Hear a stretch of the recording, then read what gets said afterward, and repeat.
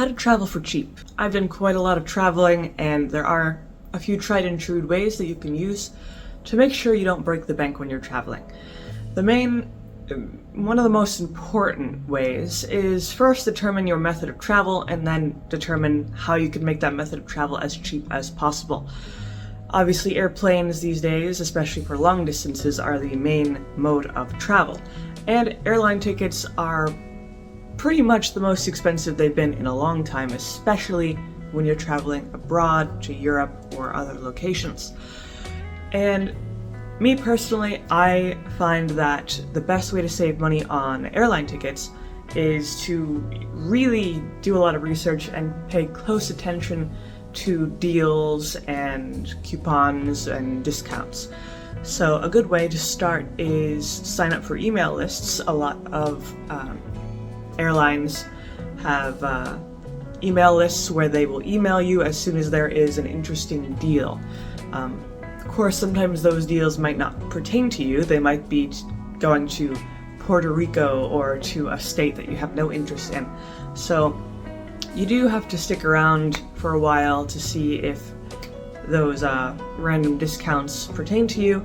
But besides the email lists, a good idea also is to check out various airline sites and compare prices. There's Travelocity, Expedia, there's so many, Orbitz, and most of them have, sometimes they're very similar and sometimes they're quite different depending on the day, the time you're leaving, and a lot of other factors, the type of plane you're on.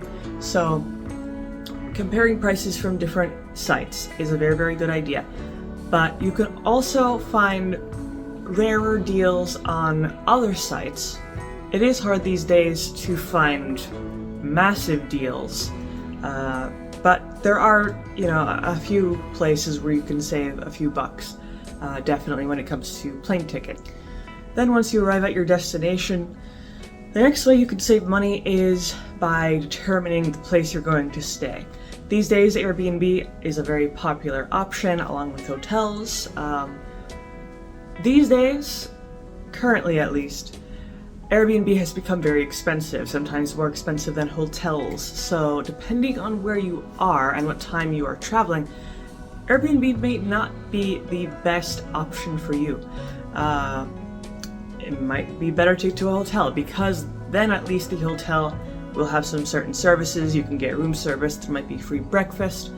So you do have to determine the prices there, compare for the location you're going, whether it's the city or you're going to a countryside retreat, which is more feasible financially. Because also, some locations, one option may not be available. If you're going out to the countryside, you're probably not going to find a hotel. You'll probably have to go for an Airbnb.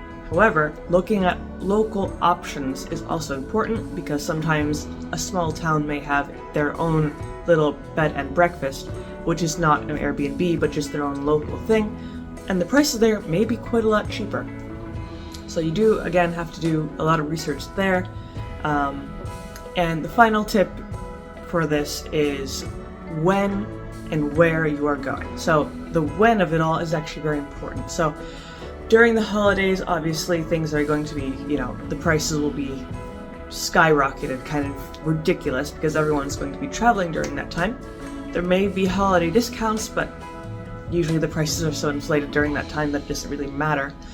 So the best times of the year to travel is shoulder season, meaning it's not summer anymore, and summer is the most popular time for people to travel. The shoulder season is usually spring or autumn, so after Labor Day, for instance, or right after winter during the spring when it's starting to warm up, around March or April.